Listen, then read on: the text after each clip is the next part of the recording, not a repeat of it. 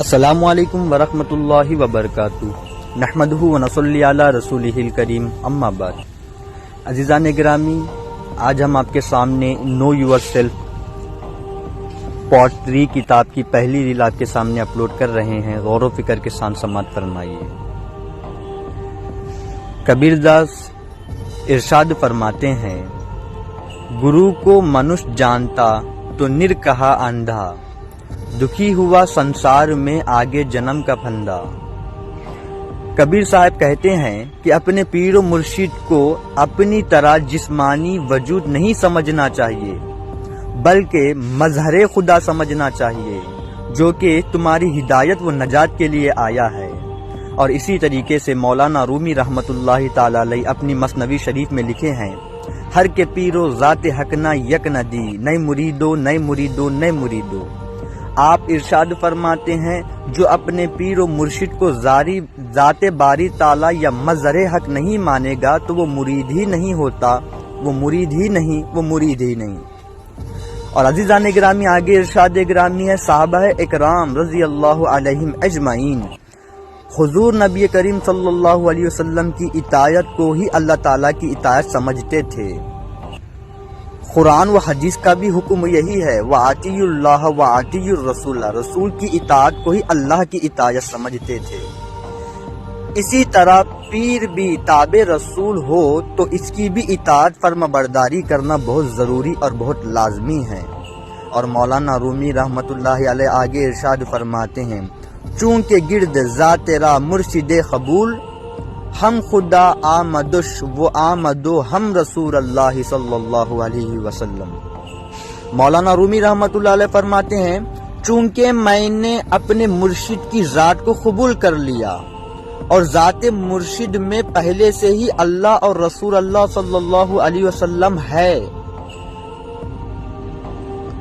پن کی شکل میں اور میپن اور دانش بینش کے روپ میں موجود ہیں، بس ثابت ہوا کہ تصور شیخ پیر کی باطنی صورت ہی اللہ اور رسول کی صورت ہے، ہوا ظاہر کے روپ، یہ صحیح ہے۔ اور آگے ارشاد فرماتے ہیں، حضرت پیران پیر حضور غوث اعظم الشیخ عبد القادر جیلانی رحمت اللہ تعالی علیہ ارشاد فرماتے ہیں، تم مجھ میں ہو جاؤ، میں تم کو ہمیشہ ہمیشہ کی غفلت سے آزاد کر دوں گا۔ عزیزان گرامی، غور و فکر کے ساتھ فرمائیے، پیران پیر سرکار ارشاد فرماتے ہیں، تم مجھ میں ہو جاؤ، میں تم کو ہمیشہ ہمیشہ کی غفلت سے آزاد کرا دوں گا۔ آپ کا یہ ارشاد مبارک بھی تصور شیخ کی طرف اشارہ کرتا ہے۔ اور آگے ارشاد فرماتے ہیں، حضور صلی اللہ علیہ وسلم کا ارشاد مبارک ہے کہ تم زندگی میں جس سے محبت کرو گے، مرنے کے بعد بھی اس کے پاس پہنچا جاؤ گے اور اسی کے ساتھ اٹھایا جاؤ گے۔ اور یہ فرمان بھی ہے، اللہ تبارک و تعالی تمہارے گمان کے ساتھ ہے۔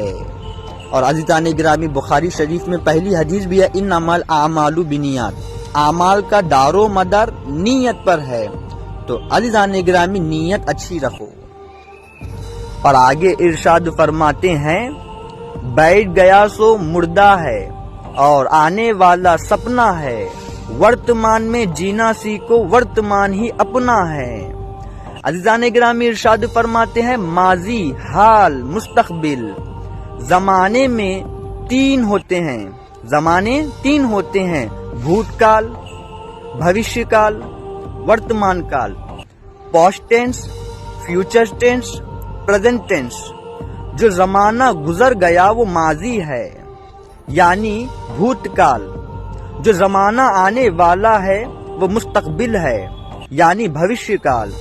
اس لمحہ، اس سیکنڈ جو وقت گزر رہا ہے وہ موجود ہے، وہ حال ہے، ورتمان ہے۔ جو وقت گزر گیا وہ لوٹ کر تو آئے گا نہیں، اس کا سوچنا فکر کیوں کریں؟ اور جو مستقبل میں آنے والا وقت ہے وہ بھی تو آیا نہیں، اس کی فکر بھی کرنا بیکار ہے۔ ابھی جو لمحہ گزر رہا ہے، یعنی لمحہ موجود، جو لمحہ گزر رہا ہے، اس میں کیا کرنا چاہیے وہ سوچنا ہے۔